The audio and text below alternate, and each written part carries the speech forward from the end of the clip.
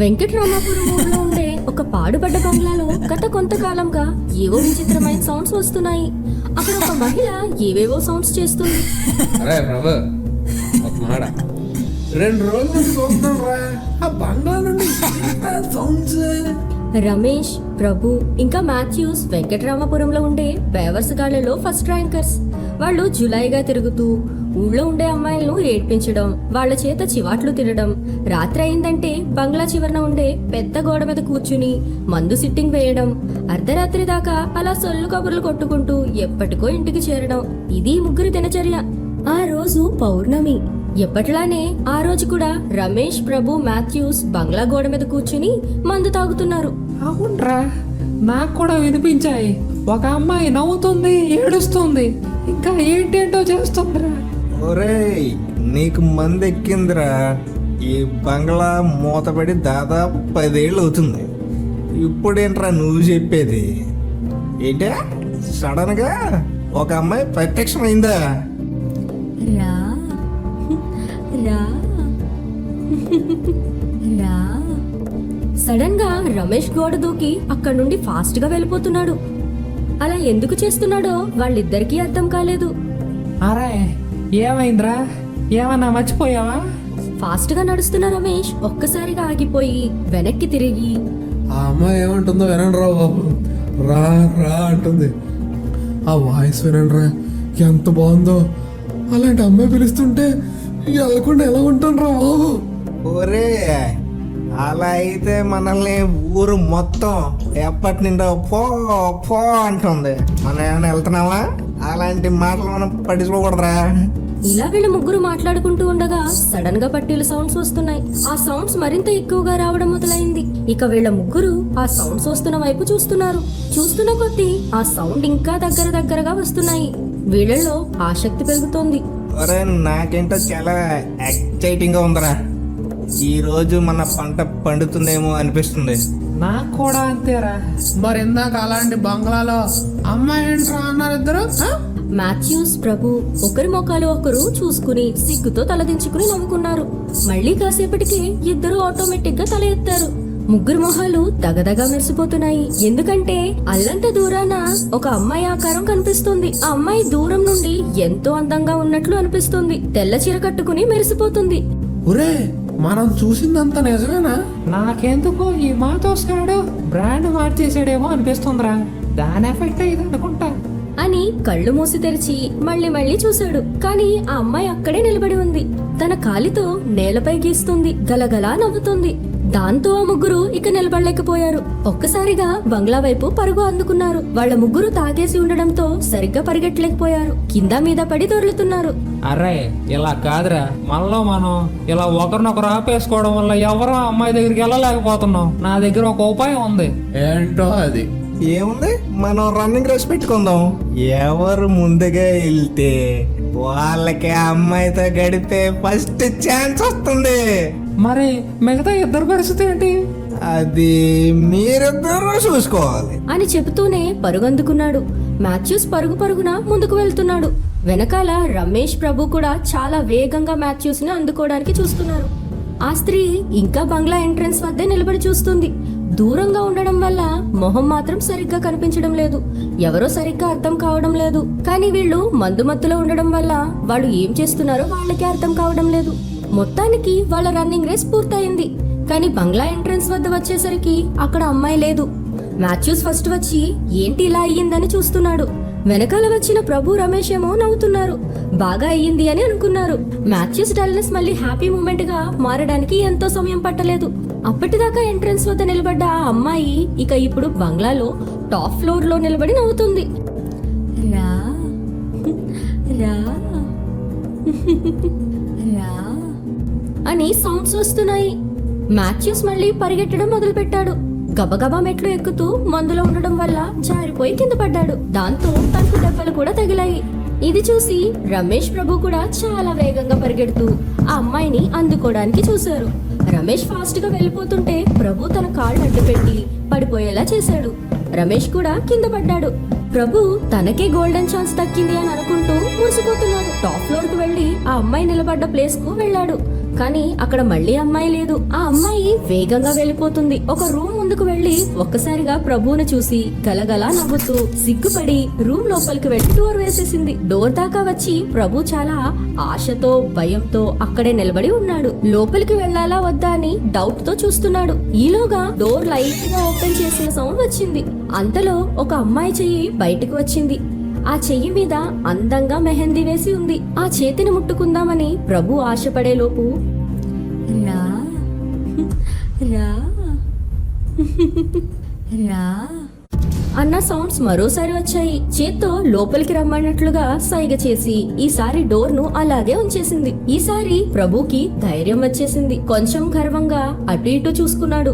తనకి లెఫ్ట్ లో రమేష్ మాథ్యూస్ కుళ్ళుకుంటూ నిలబడి ఉన్నారు. ప్రభు తన మీసం మీద చెయ్యి వేసి 5 నిమిషాలు అన్నట్లుగా చేత్తోనే సైగ చేసి లోపలికి వెళ్ళాడు. వెళ్లి డోర్ లాక్ చేసేశాడు. బయట ఉన్న రమేష్ మాథ్యూస్ మాత్రం చాలా కోపంతో ఉన్నారు. తమ ఇద్దరిలో ఒకరికి వస్తుంది అనుకుంటే ప్రభుగాడు ఛాన్స్ కొట్టేశాడు. ఇప్పుడు ఏం చెయ్యాలి అని ఆలోచిస్తున్నారు. సమయం గడుస్తుంది. మళ్ళీ డోర్ ఓపెన్ అయిన సౌండ్, లైట్ గా డోర్ ఓపెన్ అవ్వడం, మళ్ళీ ఆ అమ్మాయి చెయ్యి బయటికి రావడం చకచకా జరిగిపోయాయి. ఈసారి కూడా ఆ చెయ్యి రమ్మన్నట్లుగా సైగ చేసి రా రా రా అని సౌండ్స్ వచ్చి మళ్ళీ డోర్ క్లోజ్ అయింది. రమేష్ మాథ్యూస్ ఒకరినొకరు చూసుకున్నారు. మళ్ళీ ఇద్దరు అదే పోటీ పెట్టుకున్నారని అర్థమైంది. చాలా వేగంగా పరిగెట్టుకుంటూ వచ్చి ఆ డోర్ ముందుకు వెళ్లబోతుండగా మాథ్యూస్ ను పట్టుకుని లాగేశాడు రమేష్. వేగంగా వెళ్లాలంటే ఒకరిని వెనక్కి లాగాలని ఇందాకే ప్రభు దగ్గర నేర్చుకున్నాడు. అదే ఇక్కడ అప్లై చేశాడు. మాథ్యూస్ ఊహించలేదు కాబట్టి వెనక్కి వెళ్లి పడ్డాడు. రమేష్ మాత్రం డోర్ ముందుకు వెళ్ళాడు. మాథ్యూస్ రమేష్ కూడా గర్వంగానే లోపలికి వెళ్ళాడు. మళ్ళీ 10 నిమిషాలు. మళ్ళీ డోర్ ఓపెన్ అవడం, మళ్ళీ ఒక చెయ్యి బయటకు రావడం, మళ్ళీ పిలవడం. మాథ్యూస్ మొత్తానికి తన టర్న్ వచ్చిందనుకుని ఊపిరి పీల్చుకున్నాడు. ఇద్దరు లోపలికి వెళ్ళినా కానీ మళ్ళీ పిలుస్తోంది. అంటే ఆ అమ్మాయి మామూలు అమ్మాయి కాదు అనుకున్నాడు. ఆ ఆలోచన రాగానే మాథ్యూస్ కి మంచి కిక్ వచ్చింది. పోటీ పట్టడానికి ఎవరు లేరు కానీ ఈసారి టైం వేస్ట్ చేయకూడదు అనుకుని ఫాస్ట్ గా డోర్ ముందుకు వెళ్ళాడు. ఈసారి తను లోపలికి వెళ్లేలోగానే ఆ చెయ్యి మాథ్యూస్ షర్ట్ కాలర్ పట్టుకుని లోపలికి లాగేసింది. లోపలికి వెళ్ళగానే మాథ్యూస్ సిగ్గుతో అటు ఇటు చూస్తున్నాడు. ఏరే లోపలికి వచ్చిన మా వాళ్ళేరే. ఆ అమ్మాయి అటువైపు తిరిగి ఉంది. ఏం మాట్లాడడం లేదు. ఏంటి రా అని పిల్లడం తప్ప ఏం మాట్లాడవా? ఎందుకు అంత సిగ్గా? అంత సిగ్గుండి ఇలాంటి పనులు ఎందుకో? ఆ అమ్మాయి నవ్వుతుంది. అబ్బా ఎంత నవ్వు వచ్చింది. ఏంటి ఇంకెంతసేపు ఈ ఎయిటింగ్?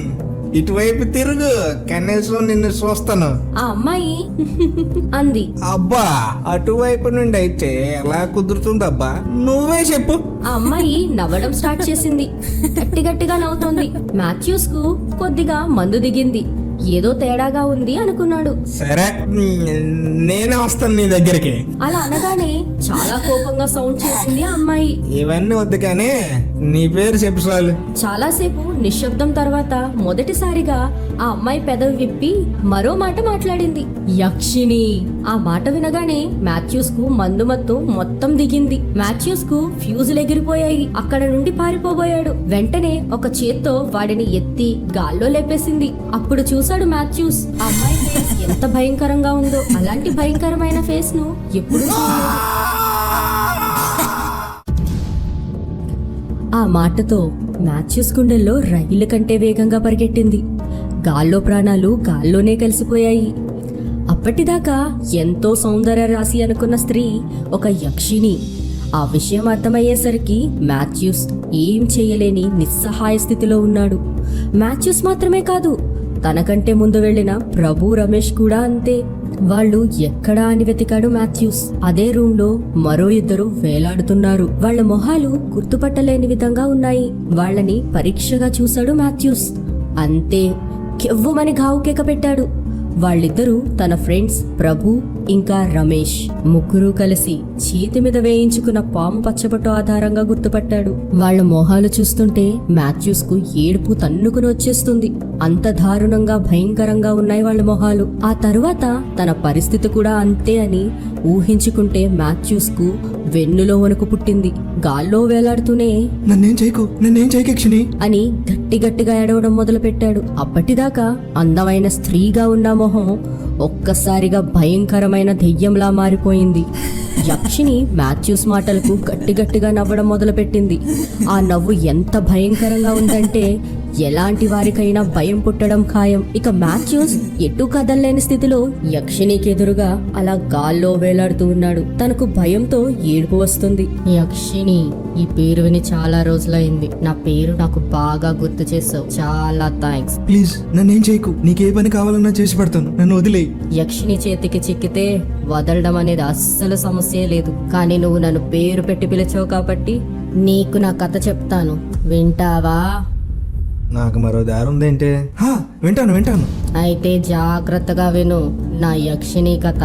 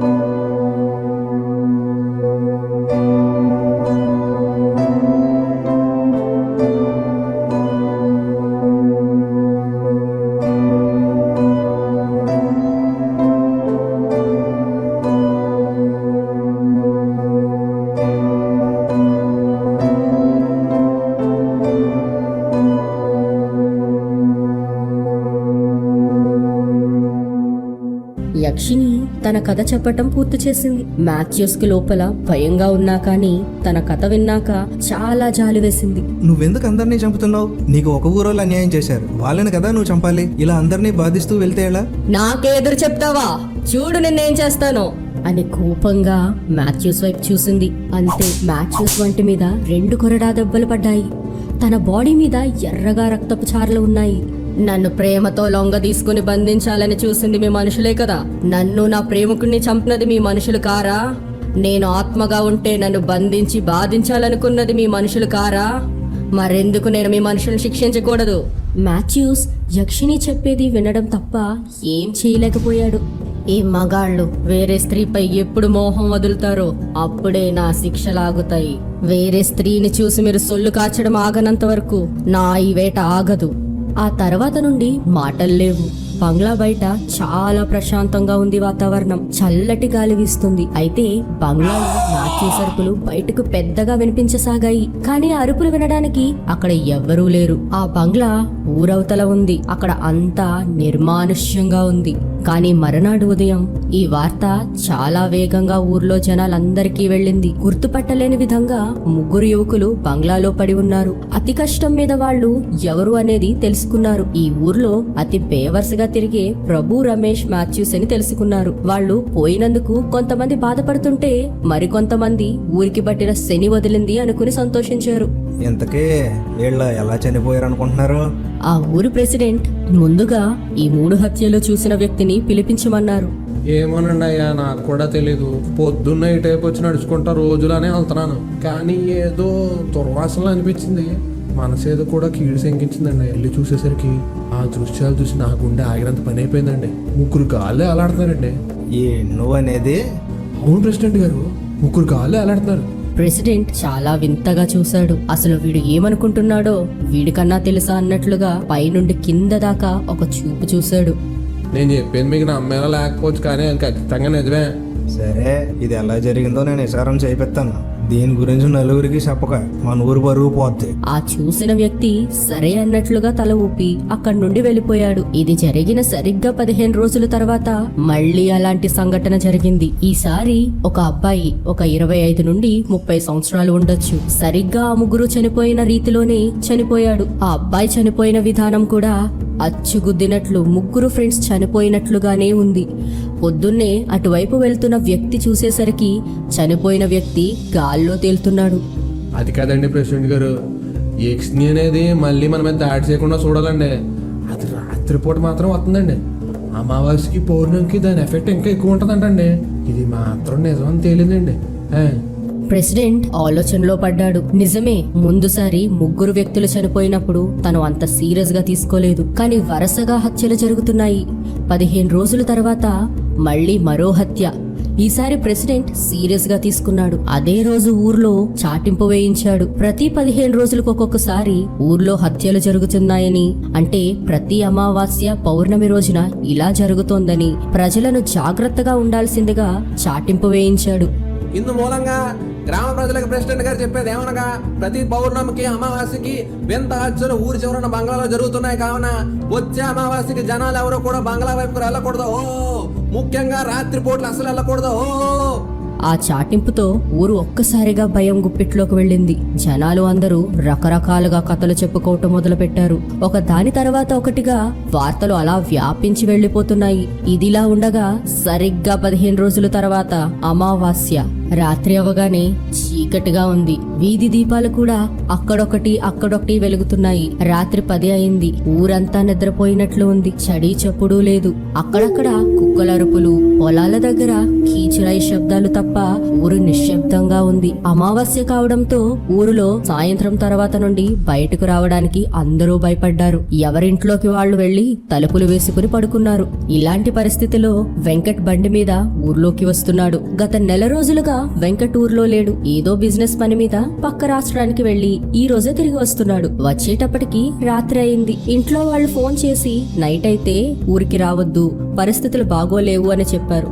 కానీ వెంకట్ పెద్దగా పట్టించుకోలేదు. తన దగ్గర చాలా డబ్బు ఉంది. ఆ డబ్బుతో వేరే చోట రాత్రిపూట ఉండడం అంత మంచిది కాదు అనుకుని ఊర్లోకి ఎంటర్ అయ్యాడు. ఏంటి ఊరింత నిశ్శబ్దంగా ఉంది? ఇంకా 10 అయింది, అప్పుడే అందరూ తలుపులు వేసుకున్నారు.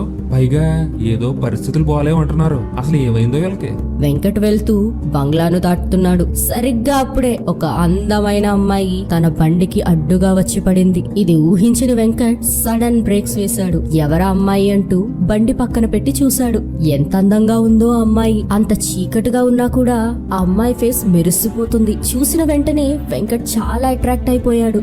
ఎవరమ్మాయి నువ్వు? ఈ ఏలప్పుడు నువ్వేం చేస్తున్నావు ఇక్కడ? ఆ అమ్మాయి ఏం మాట్లాడలేదు. నెమ్మదిగా తల ఎత్తి చూసింది. ఆ చూపులు వెంకట్ కు బలంగా తాకాయి. వెంటనే ఆ అమ్మాయితో ప్రేమలో పడిపోయాడు. మీరు ఈ ఊరు కొత్త? ఎప్పుడు నేను ఈ చుట్టుపక్కల మిమ్మల్ని చూడలేదు. అవును అన్నట్లుగా తల ఊపింది. ఊర్లోకి వెళ్ళేది. నేను దింపేస్తా, బండెక్కు. ఎందుకులేండి మీకు ఇబ్బంది, నేను వెళ్ళిపోతా. ఏం వద్దు, ఈ ఏరియా అంత మంచిది కాదు. నీకోటి తెలుసా? రాత్రిపూట ఈ ఏరియాకి రాకూడదంట. ఏదో జరుగుతున్నాయని భయపడుతున్నారు. అవునా? అమ్మో, నాకు చాలా భయం. ఏం జరుగుతుందంట? ఏమో, అది నాకు కూడా తెలీదు. నేనేమో ఇలా రాత్రిపూట ఒక్కడినే ఊర్లోకి అడిగెట్టాను. చూడాలి మరి ఏం జరుగుతుందో. అయినా నువ్వు తోడున్నావుగా. ఆ అమ్మాయి చిన్నగా నవ్వింది. సరే పద, మనం వెళ్దాం. ఆ అమ్మాయి వయ్యారంగా వెంకట్ బండి వెనకాల కూర్చుంది. వెంకట్ ను వెనకాల నుండి పట్టుకుంది. దాంతో వెంకట్ ఆనందానికి అవధుల్లే లేవు. కానీ పట్టుకున్న ఆ చేతులు అందంగా లేవు, భయంకరంగా మారాయి. వెంకట్ ఇవేం పట్టించుకోకుండా బండి మీద వెళ్తున్నాడు. వెంకట్ వెనకాల నుండి ఆ అమ్మాయి బుర్ర పక్కకు పెట్టింది. అందంగా ఉన్న అమ్మాయి మొహం దెయ్యం ఫేస్ లోకి మారింది. వెంకట్ బండి మీద విజిల్ వేసుకుని వెళ్తూ అద్దంలోకి అనుకోకుండా చూశాడు. అంతే, అద్దంలో ఆ దెయ్యం మొహం చూసి కెవ్వమని గావుకేక పెట్టాడు. అది ఊరు మొదలు కావడంతో ఎవరికీ ఆ సౌండ్ వినిపించలేదు. బండి అక్కడే ఆపేసి వెనక్కి తిరిగాడు. అక్కడ అందమైన ఆ స్త్రీ వెంకట్ను చూసి సిగ్గుపడుతుంది. అదేంటి, నేనేదో దెయ్యం మొహం చూసాను అద్దంలో. వెనక్కి తిరిగితే అలా ఏం లేదేంటి? ఎందుకో డౌట్ వచ్చి మళ్ళీ వెనక్కి తిరిగాడు. ఆ స్త్రీ అలాగే సిగ్గుపడుతూ తలదించుకుని ఉంది. నేనేదో భ్రమపడినట్లున్నాను. ఏంటో నేను అనుకుని మళ్ళీ బండి స్టార్ట్ చేశాడు. వెంకట్ బండి నడుపుతూ మరోసారి భయంగా అద్దంలో నుండి చూశాడు. అయితే ఈసారి తన వెనకాల ఎవరూ కనిపించలేదు. కానీ ఎవరో పట్టుకున్నట్లు ఉంది. తల కిందకి దించాడు. చాలా అందంగా ఉండాల్సిన చేతుల చోట దెయ్యం చేతులు పెద్ద పెద్ద గోర్లతో ఉన్నాయి. ఆ దృశ్యం చూడగానే వెంకట్కు పై ప్రాణాలు పైనే పోయాయి. మరోసారి బండి ఆపి వెనక్కి తిరిగాడు. మళ్ళీ వెనకాల అందమైన స్త్రీ అలాగే ఉంది. వెంకట్కు కోపం వచ్చింది. వెంటనే బండి దిగమని చెప్పి, ఏంటి అట్లుగా ఉందా? ఇందాక నేను చూస్తూనే ఉన్నాను. నన్ను భయపెట్టాలని చూస్తున్నావా? ఏంటి నీ ఉద్దేశం?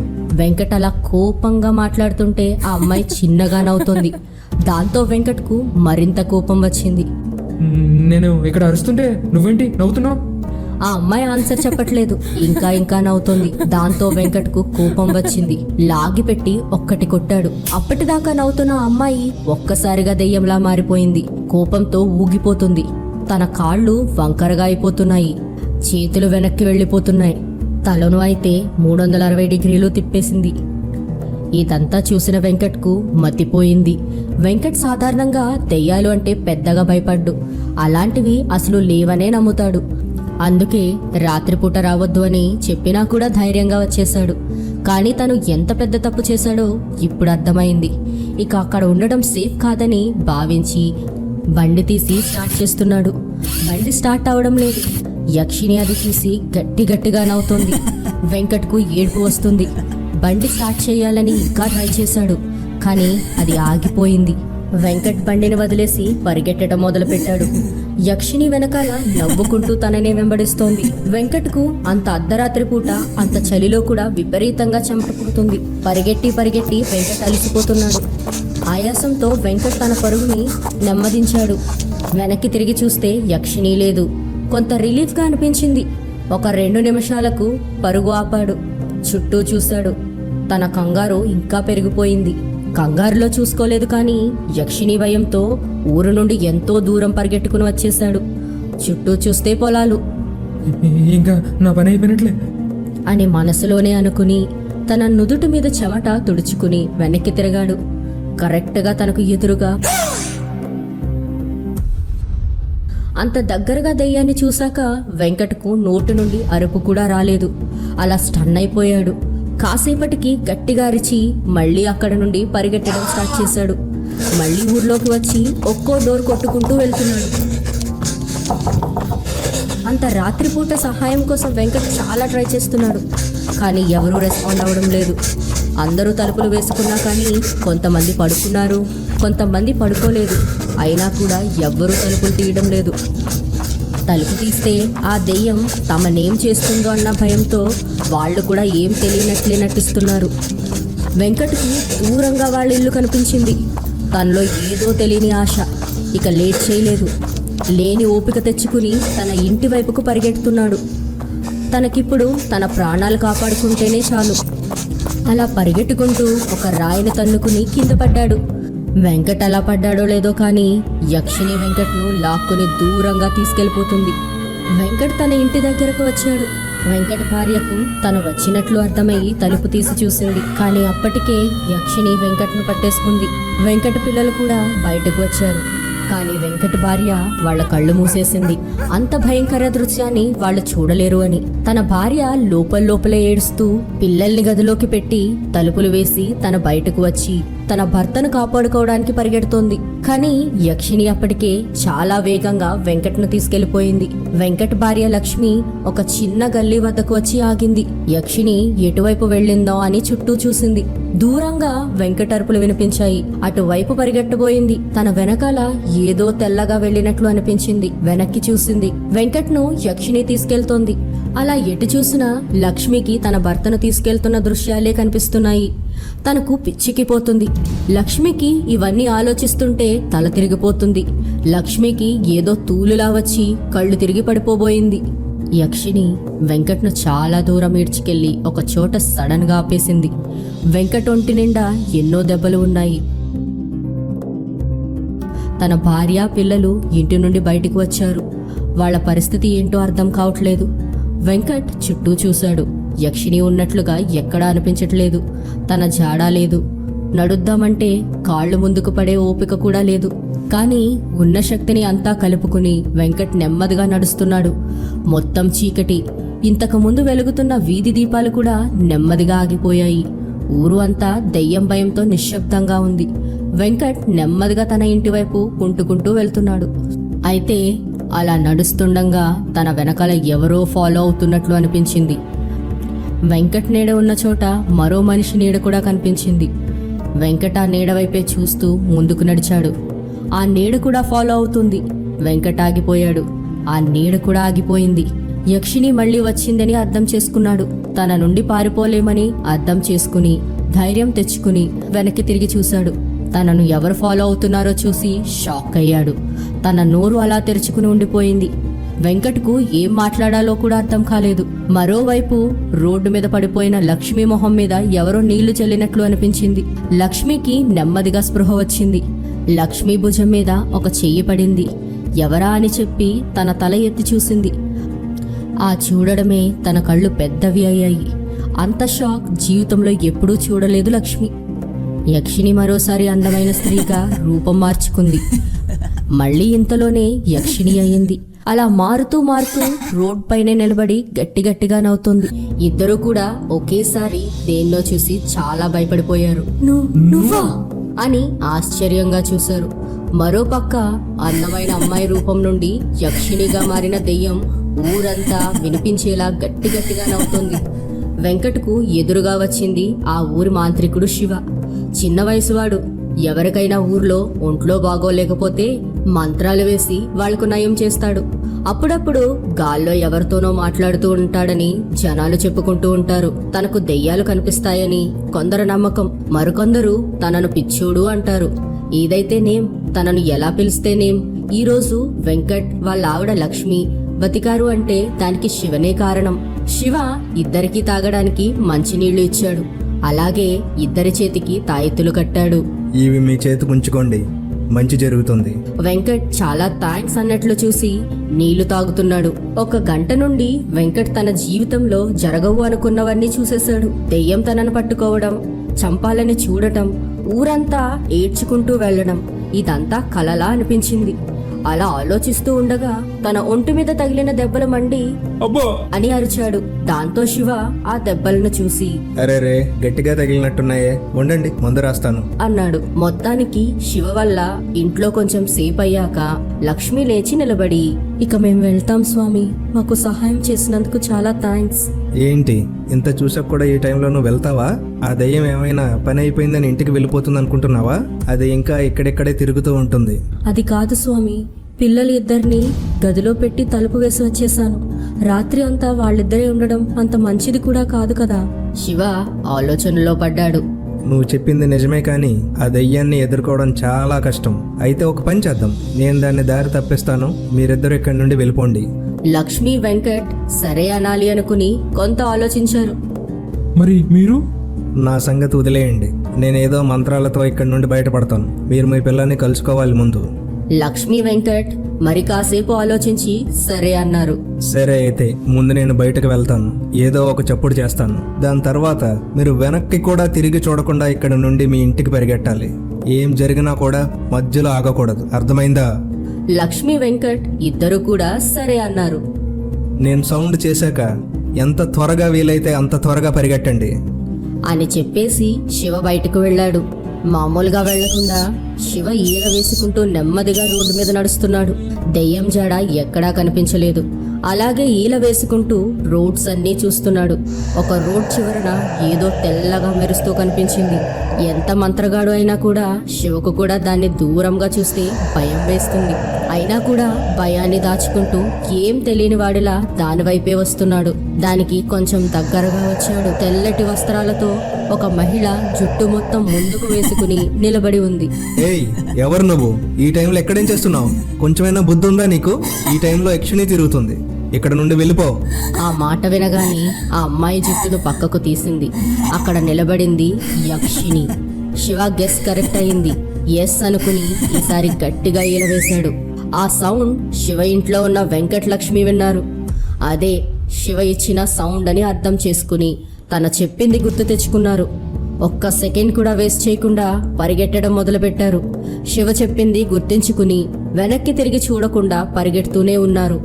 కానీ అప్పటిదాకా వేగంగా పరిగెడుతున్న లక్ష్మి ఒక్కసారిగా ఆగిపోయింది. వెంకట్ కొంచెం దూరం ముందుకు వెళ్లి చూశాడు. లక్ష్మి సడన్ గా ఆగిపోయింది. ఏంటి ఏమైంది? సడన్ గా ఆగిపోతావేంటే? శివగారు ఏం చెప్పారో గుర్తులేదా నీకు? అసలు ఏమైంది? లక్ష్మి తన చేతిని కుడివైపుకు చూపించింది. అక్కడ ఒక మూలన తమ కొడుకు చిన్న కూర్చుని ఉన్నాడు. బిక్కుబిక్కుమని ఏడుస్తున్నాడు. వెంకట్ లక్ష్మి ఇద్దరు కూడా తమ కొడుకు వద్దకు వెళ్ళి, ఏంట్రా ఈ టైం అప్పుడు ఇక్కడేం చేస్తున్నావు? మిమ్మల్ని ఇంట్లో ఉండమని చెప్పాను కదా, ఎందుకు బయటకు వచ్చారు? అక్క ఎక్కడుంది? అక్క అక్క ఏంట్రా అక్కకి ఏమైంది? నీకేమైందని అక్క బయటికి తీసుకొచ్చింది. తీరా ఇక్కడ దాకా వచ్చి చూశాక ఒక పెద్ద దెయ్యం కనబడింది. అంతే, నేను భయంతో ఇక్కడ దాక్కున్నాను. మరి అక్కకు ఏమైంది? చిన్న చెప్పకుండా ఏడుస్తున్నాడు. నిన్నేరా చిన్న, అక్కకి ఏమైంది? చిన్న తన లెఫ్ట్ వైపుకి హ్యాండ్ చూపించాడు. మిమ్మల్ని వెతుకుతాను అని చెప్పి అటు వైపుకు వెళ్ళింది అని అన్నాడు. వెంకట్ వెంటనే ఏ మాత్రం ఆలోచించకుండా, లక్ష్మి, నువ్వు చిన్నాన్ని తీసుకుని ఇంటికి వెళ్ళు, నేను మన అమ్మాయిని తీసుకుని వస్తాను. వద్దండి, ఇప్పటికే ఆ దెయ్యానికి మీ వాసన బాగా తెలిసిపోయింది. అది ఎలాగైనా మిమ్మల్ని పట్టుకోగలదు. అందుకే నేనే వెళ్తాను. ఇద్దరికీ కూడా ఇలా వాదించుకుంటూ ఉంటే లాభం లేదని తెలుసు. వాళ్ళు ఇలా ఆలోచనలో ఉన్నారు. మరోవైపు శివ దెయ్యాన్ని డైవర్ట్ చేయడం కోసం తనకు తానుగా బయటకు వచ్చాడు. తీరా చూస్తే ఆ దెయ్యం తనకు ఎదురుగా వచ్చింది. శివ వాళ్ళు ఇంటికి వెళ్లేదాకా ఈ దెయ్యాన్ని డైవర్ట్ చేయాలి అని నిర్ణయించుకున్నాడు.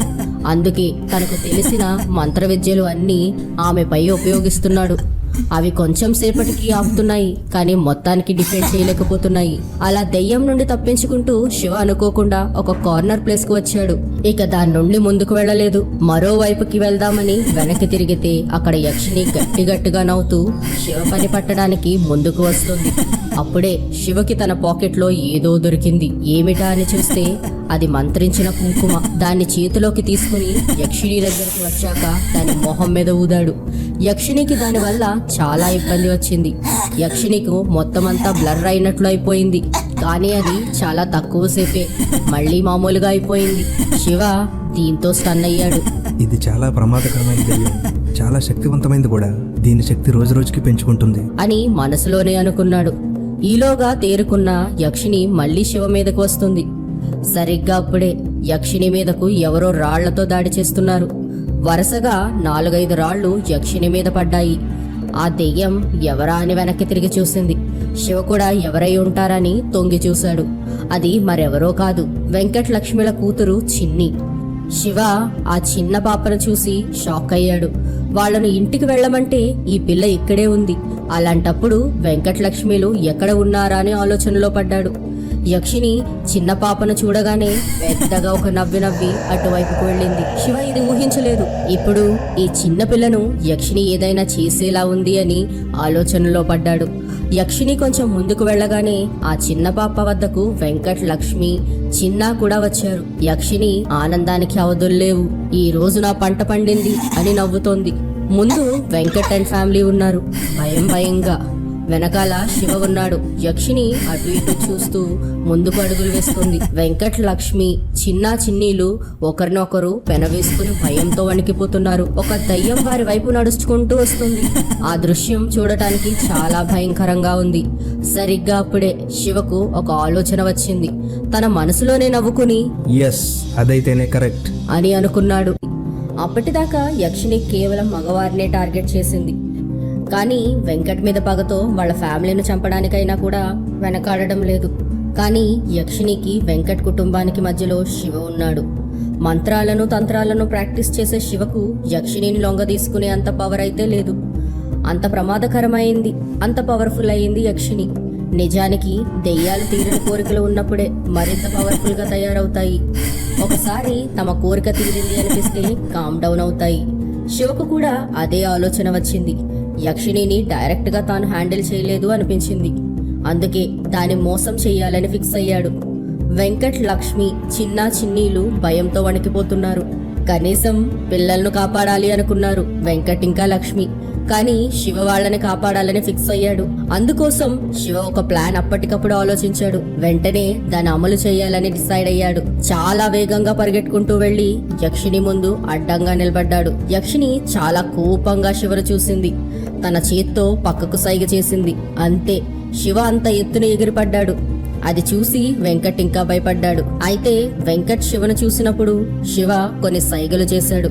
చనిపోయినట్లు నటించమని తనకు అర్థమయ్యేలా చేతులతో ఊపి చెప్పాడు. వెంకట్కు అంత టెన్షన్ లో కూడా అది అర్థమైంది. సరే అన్నట్లుగా తల ఆడించి తన భార్యను, పిల్లలను పక్కకు వెళ్లమని యక్షినికి ఎదురుగా నిలబడ్డాడు. యక్షిని చిన్నగా నవ్వింది.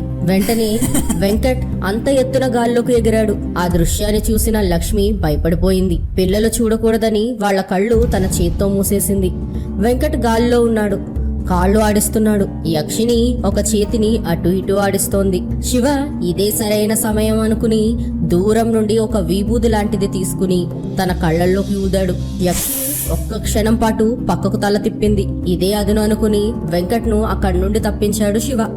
ఎదురుగా ఒక అద్దం పెట్టాడు. యక్షిని అద్దంలో తనను తను చూసుకుని షాక్ అయింది. చాలా అందంగా ఉండాల్సిన తన రూపం ఇలా ఉందేంటి అని బాధపడింది. చాలాసేపు తనను తాను అద్దంలో చూసుకుని ఇది నిజమేనా అనుకుంది.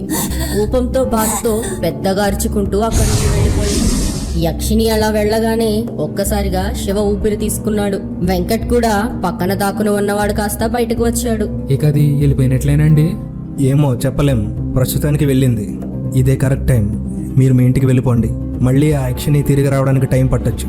రాత్రిపూట బయటకు రాకండి. వెంకట్ అమ్మయ్య అనుకుని తన భార్య పిల్లలను తీసుకుని అక్కడి నుండి వెళ్ళిపోయాడు. శివ కూడా నెమ్మదిగా తన ఇంటికి చేరుకున్నాడు. నెక్స్ట్ డే మార్నింగ్ ఊరంతా సమావేశమయ్యారు. ఇన్ని రోజులు యక్షిని ఉందంటే లైట్ తీసుకున్నారు, కానీ నిన్న రాత్రి జరిగిన సంఘటనతో ఊరంతా ఒక్కసారిగా ఉలిక్కిపడింది. రాత్రిపూట అందరూ తలుపులు వేసుకుని కిటికీల నుండి చూస్తూనే ఉన్నారు. యక్షిని వెంకట్ కుటుంబాన్ని పరిగెట్టించడం అంతా చూసి ఏం చేయలేకపోయారు. ఆ దెయ్యం ఎంత ప్రమాదకరమో అప్పుడే తెలిసింది. నిన్న జరిగిన సంఘటన గురించి అందరికీ తెలిసే ఉంటుంది. ఊరు మొత్తం హడిలెత్తిపోయింది. దాని గురించి మాట్లాడుకోవడానికే ఈ మీటింగ్. ఈ మీటింగ్ ఏదో మీరు ముందే పెట్టుంటే మాకు ఇన్ని కష్టాలు వచ్చి ఉండేవి కాదండి. నిన్న అబ్బాయి లేకపోతే మా బతుకులు ఏమైపోయేవో. అయ్యింది ఏదో అయ్యింది. దాన్ని తలుచుకుని ఏం సాధిస్తాం? ఇప్పుడు జరగాల్సింది ఆలోచిద్దాం. అది కాదండి ప్రెసిడెంట్ గారు, యక్షిని అనేది మళ్ళీ మన మీద దాడి చేయకుండా చూడాలండి. అది రాత్రిపూట మాత్రం వస్తుందండి. అమావాస్యకి పౌర్ణమికి దాని ఎఫెక్ట్ ఇంకా ఎక్కువ ఉంటుందంటండి. ఇది మాత్రం నిజమని తేలిందండి. కాబట్టి ఇవన్నీ దృష్టిలో ఉంచుకొని నేను రూపొందించిన నియమ నిబంధనలు అందరూ పాటించాలి. అర్థమవుతుందా? ఊరు మొదలో చివర పెద్ద పెద్ద బోర్డులు పెట్టించండి. రాత్రిపూట కంచెలు ఏర్పాటు చేయండి.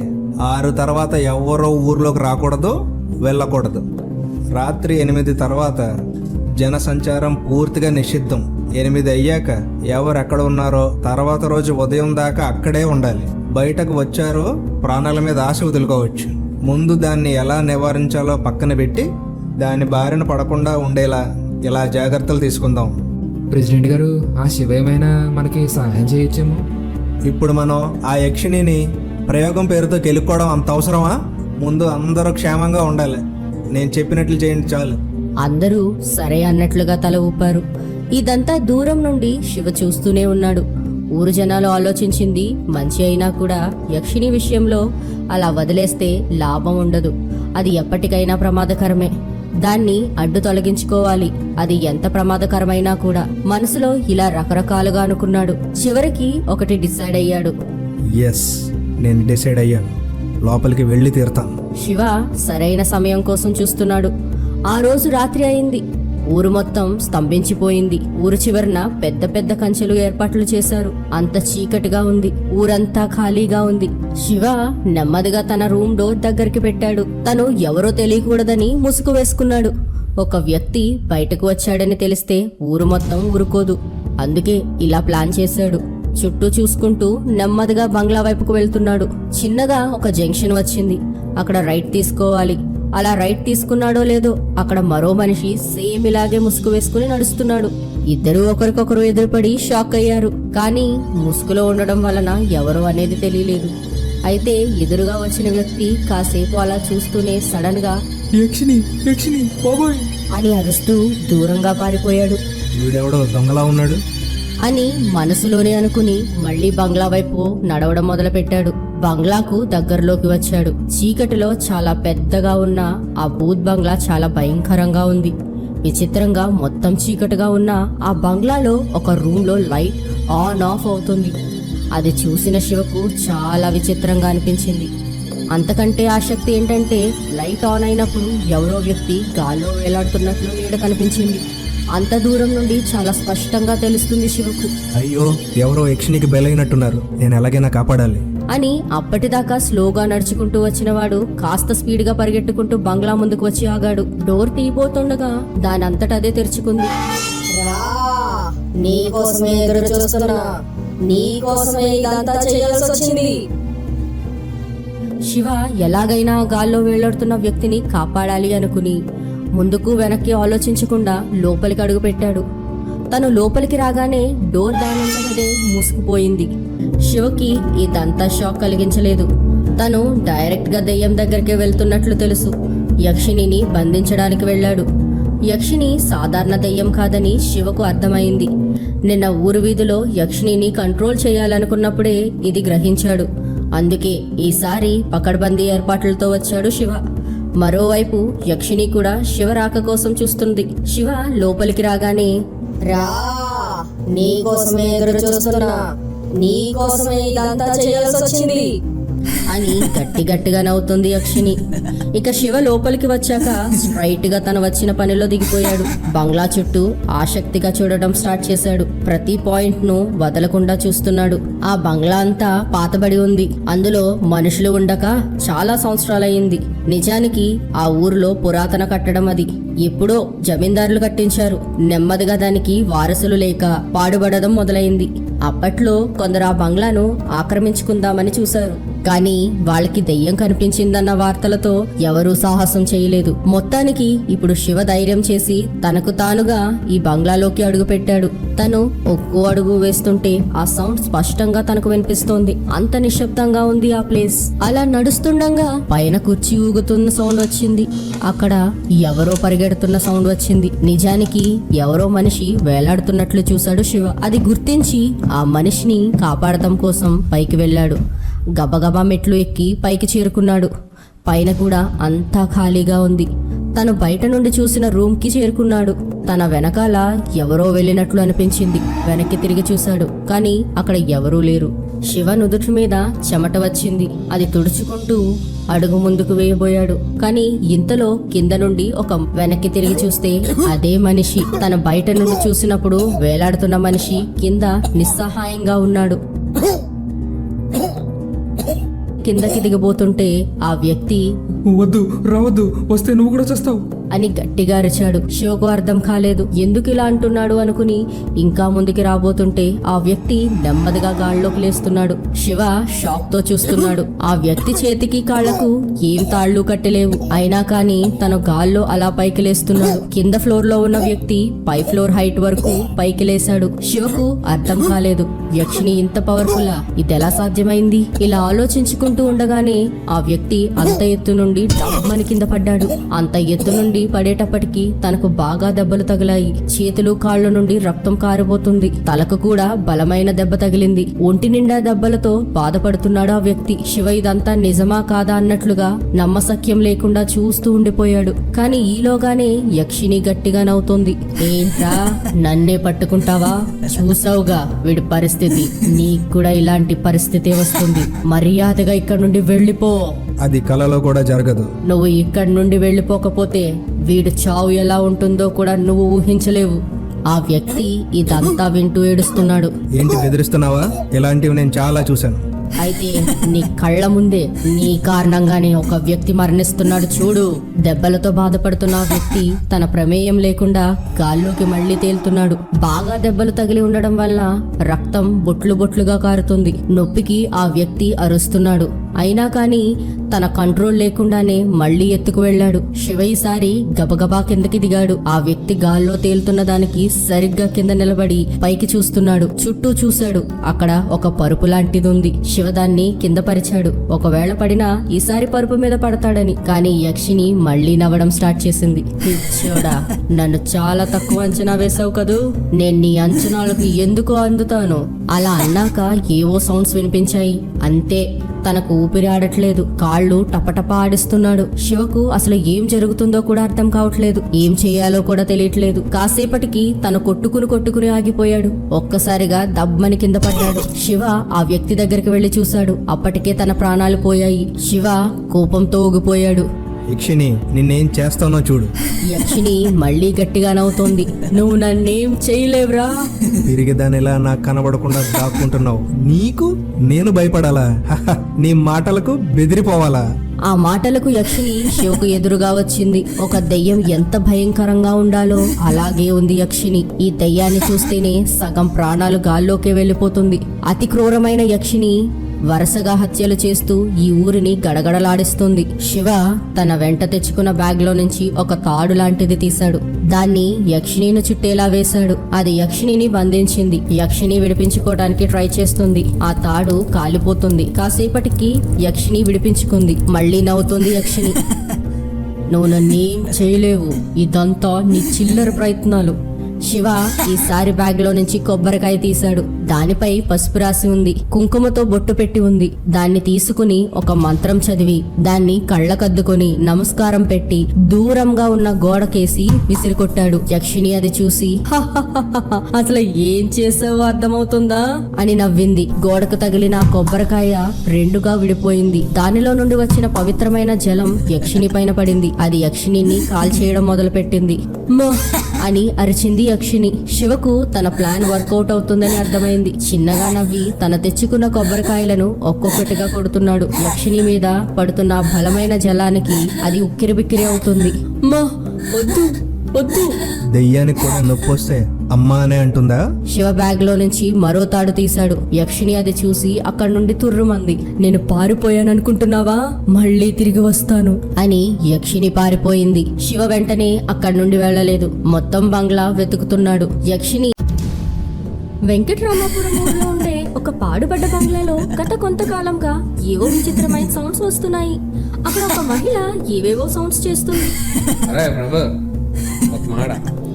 2 రోజుల నుంచి చూస్తున్నాను రా, ఆ బంగ్లా నుండి సౌండ్స్. రమేష్, ప్రభు ఇంకా మాథ్యూస్ వెంకటరామపురంలో ఉండే బేవర్స్ గాళ్లలో ఫస్ట్ ర్యాంకర్స్. వాళ్ళు జులాయిగా తిరుగుతూ ఊళ్ళో ఉండే అమ్మాయిలను ఏడ్పించడం, వాళ్ళ చేత చివాట్లు తినడం, రాత్రి అయిందంటే బంగ్లా చివరన ఉండే పెద్ద గోడ మీద కూర్చుని మందు సిట్టింగ్ వేయడం, అర్ధరాత్రి దాకా అలా సొల్లు కబుర్లు కొట్టుకుంటూ ఎప్పటికో ఇంటికి చేరడం. ఇది ముగ్గురి దినచర్య. ఆ రోజు పౌర్ణమి. ఎప్పట్లానే ఆ రోజు కూడా రమేష్, ప్రభు, మాథ్యూస్ బంగ్లా గోడ మీద కూర్చుని మందు తాగుతున్నారు. అవునరా, నాకు కూడా వినిపించాయి. ఒక అమ్మాయి నవ్వుతుంది, ఏడుస్తుంది, ఇంకా ఏంటేంటో చేస్తుందిరా. ఒరేయ్, నీకు మంది ఎక్కిందిరా. ఈ బంగ్లా మూతపడి దాదాపు 10 ఏళ్ళు అవుతుంది. ఇప్పుడేంట్రా నువ్వు చెప్పేది? ఏంటే సడన్ గా ఒక అమ్మాయి ప్రత్యక్షమైందా? రా రా రా. సడన్ గా రమేష్ గోడ దూకి అక్కడి నుండి ఫాస్ట్ గా వెళ్ళిపోతున్నాడు. అలా ఎందుకు చేస్తున్నాడో వాళ్ళిద్దరికీ అర్థం కాలేదు. అరే, ఏమైందిరా? ఏమన్నా మర్చిపోయావా? ఫాస్ట్ గా నడుస్తున్న రమేష్ ఒక్కసారిగా ఆగిపోయి వెనక్కి తిరిగి ఆ అమ్మాయి ఏమంటుందో వినండి రా బాబు. రా రా అంటుంది. ఆ వాయిస్ వినండి రా, ఎంత బాగుందో. అలాంటి అమ్మాయి పిలుస్తుంటే వెళ్ళకుండా ఎలా ఉంటాను రా బాబు. ఒరే, అలా అయితే మనల్ని ఊరు మొత్తం ఎప్పటి నిండో పో పో అంటుంది. మనం ఏమైనా వెళ్తున్నావా? అలాంటి మాటలు మనం పట్టించుకోకూడదురా. ఇలా వీళ్ళ ముగ్గురు మాట్లాడుకుంటూ ఉండగా సడన్ గా పట్టీల సౌండ్స్ వస్తున్నాయి. ఆ సౌండ్స్ మరింత ఎక్కువగా రావడం మొదలైంది. ఇక వీళ్ళ ముగ్గురు ఆ సౌండ్స్ వస్తున్న వైపు చూస్తున్నారు. చూస్తున్న కొద్దీ ఆ సౌండ్ ఇంకా దగ్గరగా వస్తున్నాయి. వీళ్ళలో ఆసక్తి పెరుగుతోంది. ఒరే, నాకేంటో చాలా ఎక్సైటింగ్ గా ఉందిరా. ఈ రోజు మన పంట పండుతుందేమో అనిపిస్తుంది.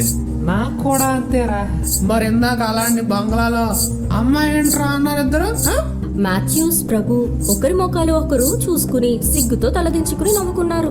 మళ్ళీ కాసేపటికి ఇద్దరు ఆటోమేటిక్ గా తల ఎత్తారు. ముగ్గురు మొహాలు దగదగా మెరిసిపోతున్నాయి. ఎందుకంటే అల్లంత దూరాన ఒక అమ్మాయి ఆకారం కనిపిస్తుంది. ఆ అమ్మాయి దూరం నుండి ఎంతో అందంగా ఉన్నట్లు అనిపిస్తుంది. తెల్ల చీర కట్టుకుని మెరిసిపోతుంది. ఒరే, మనం చూసిందంతా నిజమేనా? నాకెందుకు ఈ మాతోస్ గాడు బ్రాండ్ మార్చేసాడేమో అనిపిస్తుందిరా. దాని ఎఫెక్ట్ ఇది అనుకుంటా. అని కళ్ళు మూసి తెరిచి మళ్ళీ చూశాడు. కానీ ఆ అమ్మాయి అక్కడే నిలబడి ఉంది. తన కాలితో నేలపై గీస్తుంది. గలగలా నవ్వుతుంది. దాంతో ఆ ముగ్గురు ఇక నిలబడలేకపోయారు. ఒక్కసారిగా బంగ్లా వైపు పరుగు అందుకున్నారు. వాళ్ళ ముగ్గురు తాగేసి ఉండడంతో సరిగ్గా పరిగెట్టలేకపోయారు. కింద మీద పడి దొర్లుతున్నారు. అరే, ఇలా కాదురా. మనలో మనం ఇలా ఒకరినొకరు ఆపేసుకోవడం వల్ల ఎవరో అమ్మాయి దగ్గరికి వెళ్ళలేకపోతున్నాం. నా దగ్గర ఒక ఉపాయం ఉంది. ఏంటో అది? ఏముంది, మనం రన్నింగ్ రేస్ పెట్టుకుందాం. ఎవరు ముందుగా వెళ్తే వాళ్ళకి ఆ అమ్మాయితో గడిపే ఫస్ట్ ఛాన్స్ వస్తుంది. మరి మిగతా ఇద్దరు పరిస్థితి ఏంటి? అది మీరిద్దరూ చూసుకోవాలి. అని చెబుతూనే పరుగందుకున్నాడు. మాథ్యూస్ పరుగు పరుగున ముందుకు వెళ్తున్నాడు.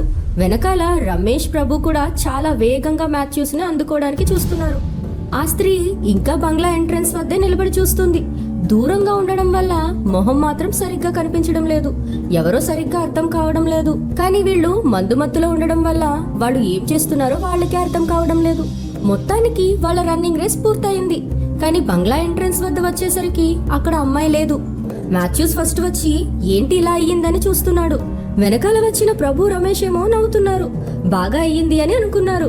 మాథ్యూస్ డల్నెస్ మళ్ళీ హ్యాపీ మూమెంట్ గా మారడానికి ఎంతో సమయం పట్టలేదు.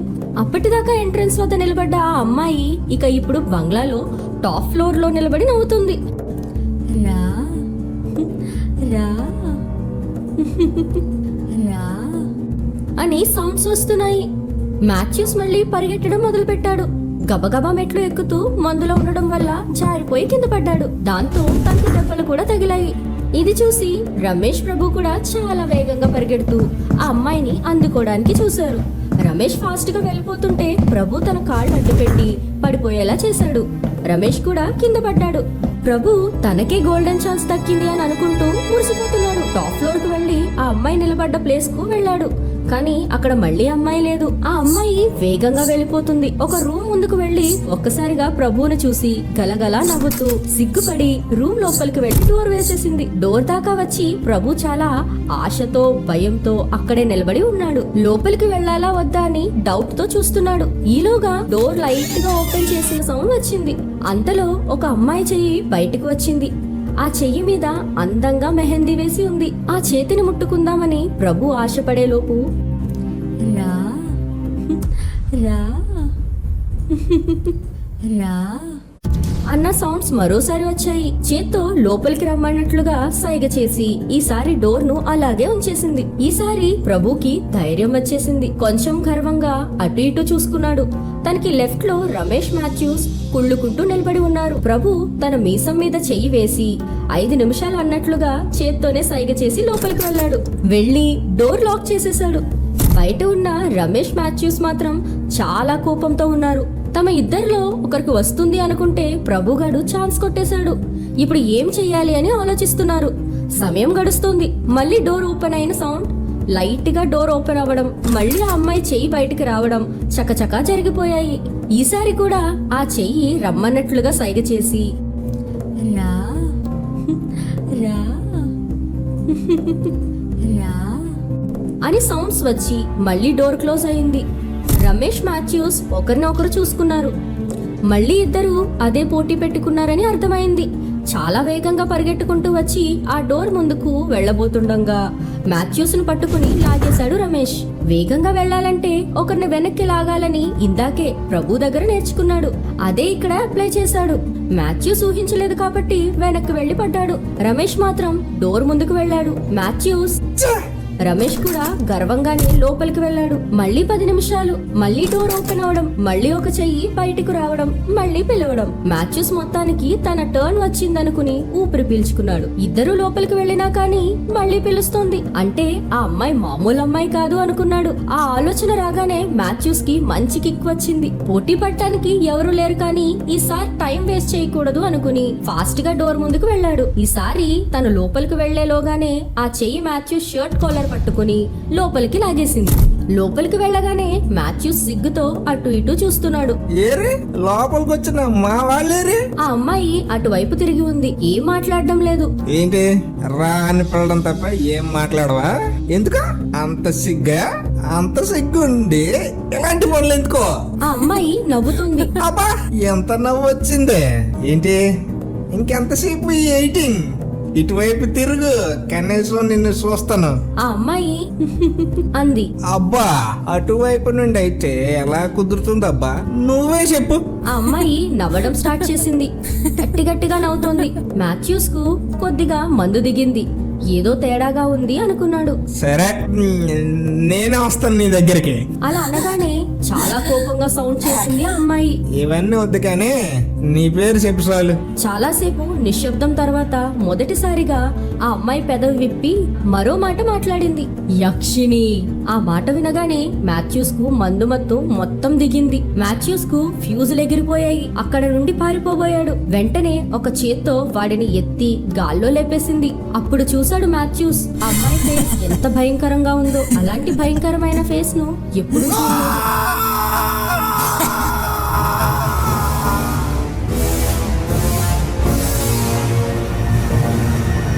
Please subscribe to our channel. Also, please like, share, and comment. Thank you. నీ పేరు చెప్పు చాలు.